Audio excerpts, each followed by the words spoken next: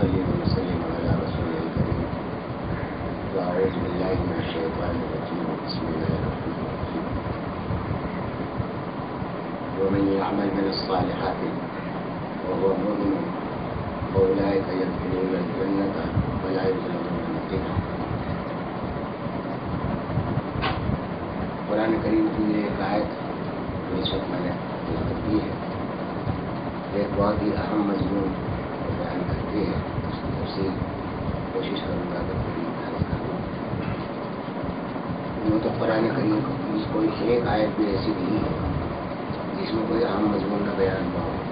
ساری ہی ضروری آیتیں ہیں، لیکن وقت کی ضرورت کے اعتبار سے کسی کی پرائرٹی اور اہمیت بڑھ جاتی ہے، کسی کی کم ہو جاتی ہے. اس آیت کا ترجمہ تو یہ ہے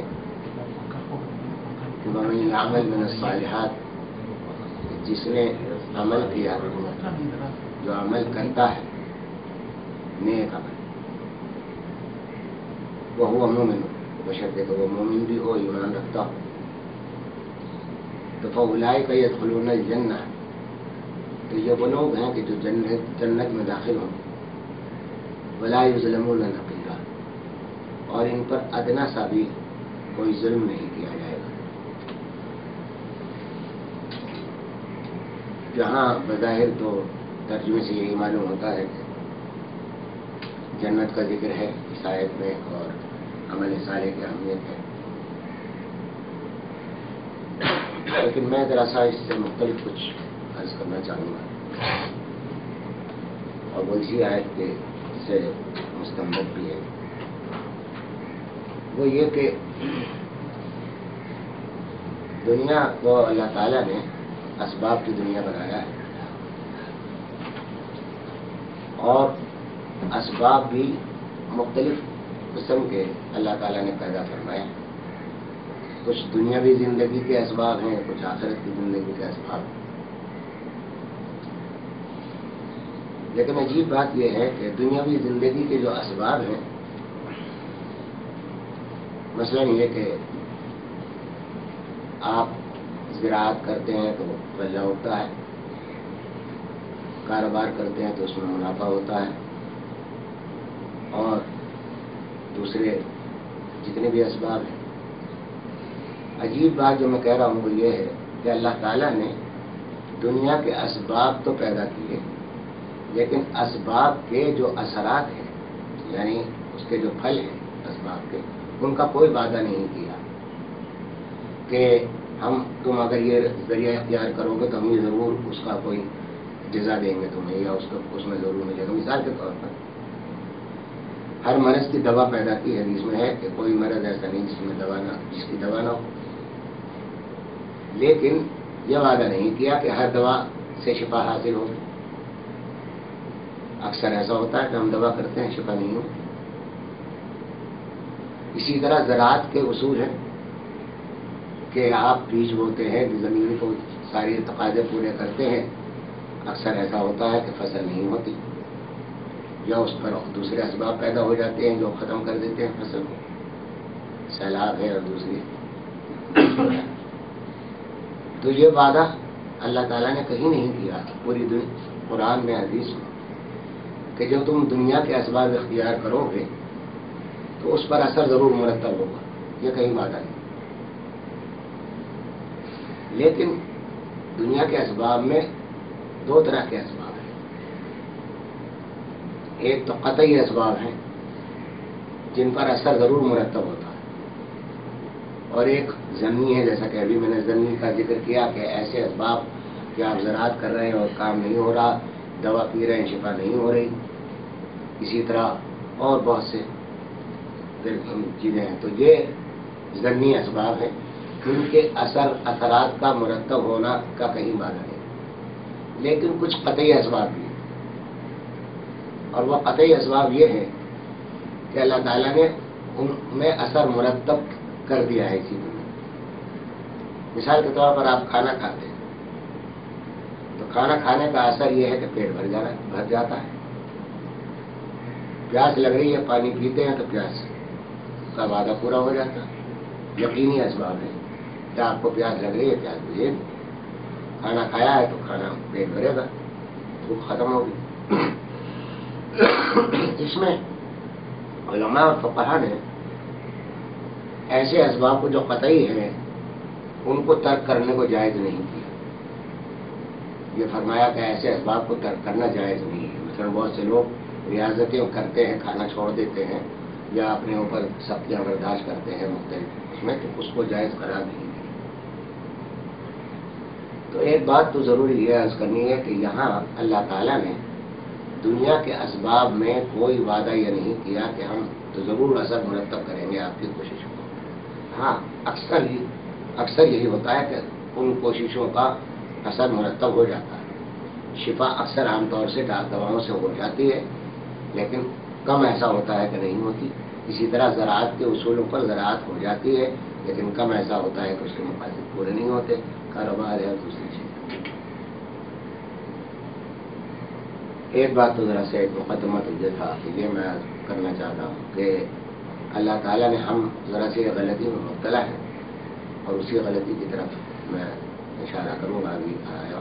وہ یہ کہ ہم اسباب دنیاوی جن کا کوئی وعدہ اثر کا مرتب ہونے کا نہیں ہے، اسباب تو پیدا کیے، اسباب کو اختیار کرنے کا حکم بھی دیا اور یہ کہا کہ اسباب بھی اختیار کرو، یہ سب کچھ ہو، لیکن وعدہ کچھ نہیں ہے کہ تمہارے یہ اسباب جو ہے مکمل یقینی طور پر کامیاب ہوں گے یا نہیں. اس کے مقابلے میں آخرت، کہ آخرت کے اسباب بھی اللہ تعالیٰ نے پیدا فرمائے اور اس کے اثرات کو یقینی وعدہ فرمایا کہ یقیناً مرتب ہو. کوئی عمل بھی ایسا نہیں کہ جس کی جزا مرتب نہ ہو. اس آیت میں یہی بات بتائی جا رہی ہے کہ وَمَن يَعْمَلْ مِنَ الصَّالِحَاتِ وَهُوَ مُؤْمِنٌ. ایمان شرط ہے کہ عمل صالح اگر کرو گے تو پھر جزا مرتب ہوگی، اور جزا یہ ہے کہ جنت میں جاؤ گے. اسی طرح ایک جگہ فرمایا کہ من عمل صالحا من ذکر او انثى وهو مؤمن فلنحيينه حیاة طیبہ. کہ جس نے نیک عمل کیا چاہے وہ مرد ہو یا عورت، وهو مؤمن، یہاں بھی وہی شرط ہے کہ مومن ہو،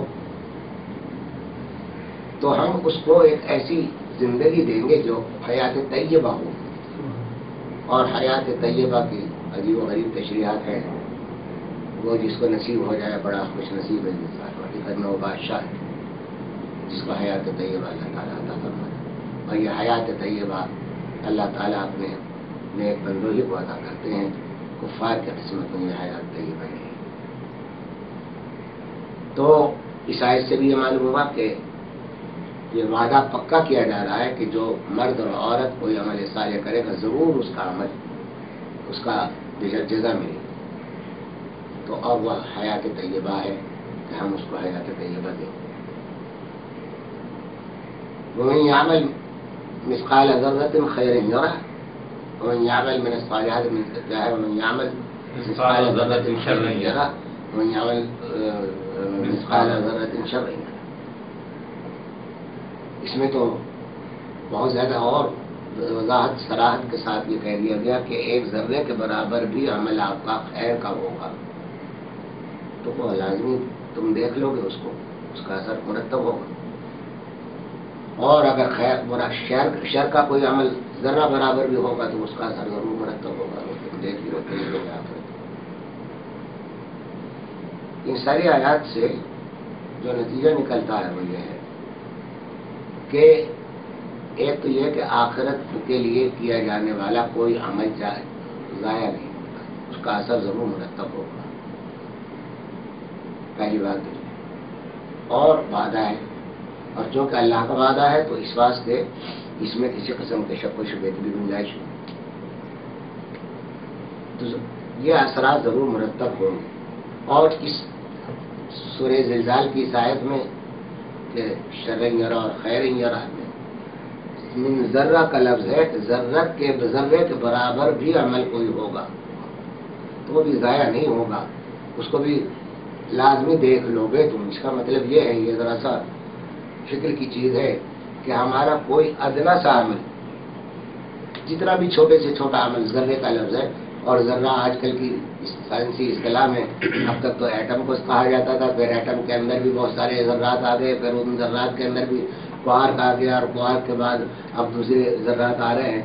तो एक अदना सा अमल जो है वो भी रिकॉर्डेड है, वो सामने आएगा और दिखा दिया जाएगा। यहाँ यराहू का लफ्ज़ है, तो मैं कहा करता हूँ कि सिर्फ ऑडियो ही नहीं होगा, ऑडियो और वीडियो दोनों होंगे, कि अमल को दिखाया भी जाएगा, बताया भी जाएगा, तुम्हारा ये अमल, तुमने फला वक्त ये काम किया। तो असबाब दुनिया के असरात तो ये है कि हम वो असबाब इख्तियार करते हैं, वो उसका कोई वादा नहीं, उस पर तो हम अपनी सारी कोशिशें सर्व करते हैं, उन असबाब को इख्तियार करते हैं, उन असबाब के लिए बड़ी दौड़ धूप भाग दौड़ करते हैं। और जिन असबाब का वादा है, हक़ ताला शानहू ने वादा किया है, उनकी तरफ कोई परवाह नहीं, उसकी फिक्र नहीं, कि बिल्कुल यकीनी वादा है कि ये अमल करोगे तो यकीनन इसकी जज़ाई है, कोई इसमें शक व शुबे की गुंजाइश नहीं। तो ये हमें ये बताया जा रहा है कि देखो, असल जिंदगी तो आखिरत की है, यहाँ तो तुम वेटिंग रूम में बैठे हो, इसलिए एक इंतजार में हो, जब गाड़ी का आएगी उसमें बैठोगे, चले जाओगे, यहाँ से तो जा रहा है। अब यहाँ इस वेटिंग रूम में अगर सारी जिंदगी लगा दोगे, अपनी तवानाइयाँ खर्च कर दोगे, अपना माल सारा यहीं लगा दोगे, यहीं की राहतों में अपनी कोशिशें सब कर दोगे, तो ये बहुत बड़ा अहमकाना अमल होगा। बिल्कुल ऐसे ही जैसे कोई शख्स रेलवे के वेटिंग रूम में बैठा हो, वहाँ कालीन खरीद के ला के AC लगा के और वहाँ बैठी चंद घंटे बैठना है और उसके बाद छोड़ के चला जाना है। तो ये अमल ऐसा ही है कि हम यहाँ इस वेटिंग रूम में अपनी तवानाइयाँ खर्च कर रहे हैं। अल्लाह अकबर। जिन लोगों को अल्लाह ताला ये तौफीक अता फरमाते हैं, फिक्र आखिरत, अपने वतन असली की मोहब्बत अता फरमाते हैं। मौत बड़ी मकरूह चीज़ है इंसान के लिए, लेकिन ईमान वो इक्सीर है कि मौत को भी लजीज बना देता है। ईमान हो तो अमल सालेह के जरिए आप के इख्तियार में है जन्नत। बाद लोग कहते हैं ना, जन्नत हमारे इख्तियार में नहीं है। जन्नत में जाना बिल्कुल इख्तियार, इंसान के अपने इख्तियार में। और चूँकि जन्नत का वादा अमल सालेह पर है और अमल सालेह आपके इख्तियार में, इसलिए जन्नत का वादा यकीनी तौर पर बिल्कुल पक्का है कि आप अमल सालेह इख्तियार कर लें, जन्नत में जाएंगे, कोई शक व शुबा नहीं। अल्लाह। यहाँ जो बात एक और अर्ज कर दूँ, ये सारी जो बात मैंने अर्ज की, इसके मुकाबले में एक हदीस याद आ गई, वो उसका कर लीजिए। फरमाया कि ला यदखुलुल जन्नत अहदुन मिन अमली और कमा क़ाल, कि जन्नत में कोई शख्स अपने अमल की वजह से नहीं जाएगा। अब जरा देखिए, यहाँ तज़ाद पैदा हो रहा है। अभी तो मैंने ये कहा था कि अमल सालेह है वो जन्नत में जाएंगे, वही अमल सालेह जन्नत में लेके जाएगा। यह हदीस ये कह रही कि कोई शख्स अपने अमल की बुनियाद पर जन्नत में नहीं जाएगा। सहाबा ने पूछा, या रसूलल्लाह, क्या आप भी नहीं? फरमाया, ला अना, और ना मैं, इल्ला ये कि अल्लाह ताला अपनी रहमत और फजल फरमाए। तो अब तक जो बातें मैंने मुख्तलिफ 3 आयतों के जरिए से ये अर्ज किया था कि जन्नत में जाना है वो अमल सालेह जरिया है जन्नत में जाने का, तो ये हदीस तो उसको बिल्कुल रद्द कर रही, इस पूरे उसको। ये असल में इस हदीस को जो ज़ाहिरी मतलब सामने आता है वो नहीं है इसका मतलब। इसको एक मिसाल से जरा समझ सकते हैं। फर्ज कीजिए एक शख्स है, उसने एक मुलाजिम रखा, आका है, मुलाजिम रखा, बस कर लीजिए बावर्ची रखी। अब वो बावर्ची की جو عام تنخواہ آج کل کے زمانے کے حساب سے لگا لیجیے کہ 5, 7, 10 ہزار، وہ اس کو 40,000 روپے دیتا ہے کاکا. اور وہ باورچی ایسا ہے کہ اناڑی ہے، یعنی بہت ماہر نہیں ہے اپنے کام میں. کبھی نمک زیادہ کر دیا، کبھی مرچیں زیادہ کر دی، کبھی پھیکا بنا دیا، کبھی بہت زیادہ کچا کر دیا، کبھی بہت پکا کر دیا. اناڑی ہے، اپنے کام میں ماہر بھی نہیں. اب ان سے آقا سے کوئی یہ کہے کہ بھائی تم نے یہ اناڑی باورچی رکھا ہے اور اس کو 40,000 روپے دے رہے ہو، تو یہ تو اس قابل نہیں ہے. تو آقا یہ کہتا ہے کہ بھائی میں جانتا ہوں کہ اس کے اندر یہ لیاقت نہیں ہے، قابلیت نہیں ہے، لیکن میں اس پر عنایت ہی کرنا چاہتا ہوں، میں اس کو نوازنا ہی چاہتا ہوں. تو اب یہ بتائیے کہ اگر وہ باورچی یہ سن کے کہ وہ نوازنا ہی چاہتے ہیں، وہ اپنی یہ ملازمت باورچی کی چھوڑ کے چلا جائے تو کیا وہ عنایت باقی رہے گی؟ یہ جو 40,000 اس کو مل رہے ہیں اس عمل ہی کی بدولت مل رہے ہیں. جو وہ باورچی بنا ہوا ہے، جب تک باورچی ہے وہ ملازمت اختیار کر رہا ہے، تو وہ عنایت کی وجہ سے یہ 40,000 اس کو دیے جا رہے ہیں. بتا رہی سمجھ؟ عمل ہی تو ہے وہ وجہ، کہ عمل ہی کی وجہ سے 40,000 مل رہے ہیں. اگر یہ عمل بھی چھوڑ دے تو پھر وہ 40,000 بھی دے. تو یہ اس عمل ہی کی برکت سے 40,000 مل رہے ہیں. اس کو ذرا سے اپلائی کیجئے کہ ہم اناڑی باورچی ہی تو ہیں. ہم اللہ کی عبادت کر رہے ہیں، اللہ کے ساتھ روزے رکھتے ہیں. رمضان ہمارا گزرا ہے، اللہ تعالیٰ نے اس پر جزائیں مرتب کی ہیں، بہت بڑے بڑے وعدے کیے ہیں، فرمایا. اور الحمدللہ جن لوگوں کو اللہ نے توفیق دی اس سے مالا مال ہوئے، اور یقیناً جو کچھ انہوں نے کیا وہ محفوظ ہو گیا، اللہ کے پاس چلا گیا، اللہ کے پاس جمع ہو گیا. ضرور دیکھیں گے آپ اس کے اثرات. لیکن ہم اناڑی باورچی ہیں، ہماری عبادتیں بھی اناڑیوں کی سی، نماز بھی ہماری اناڑیوں کی سی ہے، روزہ بھی ہمارا ایسا ہی ہے، زکوٰۃ، مالی صدقات اور جانی عبادتیں جو کچھ ہیں وہ سب اس باورچی جیسی ہے. لیکن اگر یہ بھی چھوڑ دیں تو پھر کیا ہوگا؟ اس کے بدلے جو ہمیں اللہ تعالیٰ نے ہمیں وعدہ کیا ہے اس بات کا کہ جنت میں جاؤ گے. جنت کوئی معمولی چیز ہے کیا؟ ان اعمال کا بدلہ ہو سکتی ہے جنت؟ جو ہم نماز پڑھ رہے ہیں ان اعمال کا بدلہ جنت نہیں ہو سکتی. دیکھیے ذرا غور کیجیے گا، بدلہ نہیں ہو سکتی کیونکہ یہ اعمال ناقص بھی ہیں، محدود بھی ہیں، تھوڑے بھی ہیں. اور جنت کا معاملہ یہ ہے کہ ایسی نعمتیں ہیں کہ جن کا وہم و گمان تصور کسی کے دماغ میں نہیں گزرا، کسی کے خیال میں نہیں آیا. جہاں ابد الآباد کے لیے آپ کو تمام اندیشوں سے، تمام بیماریوں سے نجات دی جائے، جہاں آپ کی زندگی مکمل صحت کے ساتھ، عافیت کے ساتھ ہوگی، جہاں تمام نعمتیں آپ کو اتنی عطا کی جائیں گی کہ آپ ہر روزانہ کی نعمتیں نہیں ہوں گی. پچھلے دن کی نعمتیں آپ بھول جائیں گے، اگلے دن کی نعمتیں جب سامنے آئیں، اور یہ سلسلہ قیامت جاری رہے گا. تو کیا یہ اس چھوٹے سے عمل جو ہم نے روزہ رکھا رمضان میں اور جو ذکر کیے، جو نمازیں پڑھی، کیا ان کا بدلہ ہو سکتا ہے؟ بدلہ نہیں ہو سکتا، عنایت ہی ہوگی. تو حدیث کا یہ حضور صلی اللہ علیہ وسلم نے جو فرمایا کہ کوئی شخص اپنے عمل کی بنیاد پر جنت میں نہیں جائے گا، تو اس کا مطلب یہ ہے کہ عمل تو کرو گے، عمل کا اثر مرتب ہوگا، لیکن عمل کا بدلہ جنت نہیں ہے. یہ خالص عنایت ہی ہے. جیسا کہ اس باورچی کے اوپر اس آقا نے 5,000 کے بلکہ 5,000 کے باورچی کو 40,000 دے رہا تھا، اور وہ اس کی مرضی تھی کہ میں اس پر عنایت ہی کرنا چاہتا ہوں. حق تعالیٰ چاہ رہا ہوں، ہم پر عنایت ہی کرنا چاہتے ہیں، اپنا فضل ہی فرمانا چاہتے ہیں.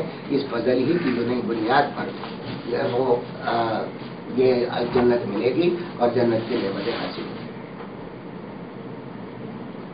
تو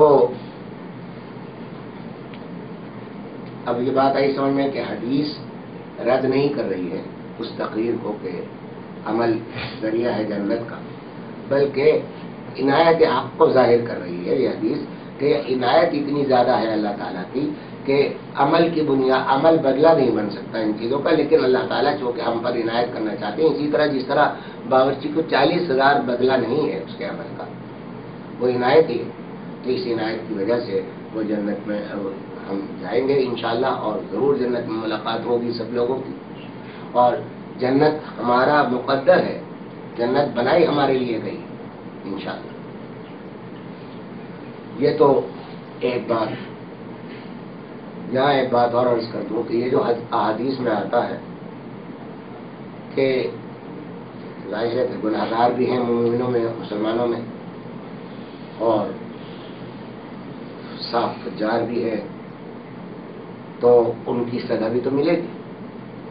شرعن یراہ کا تقاضا تو یہ ہے نا کہ اگر ایک ذرہ برابر برائی کی ہے تو اس ذرے کے برابر کی سزا تو ملے گی۔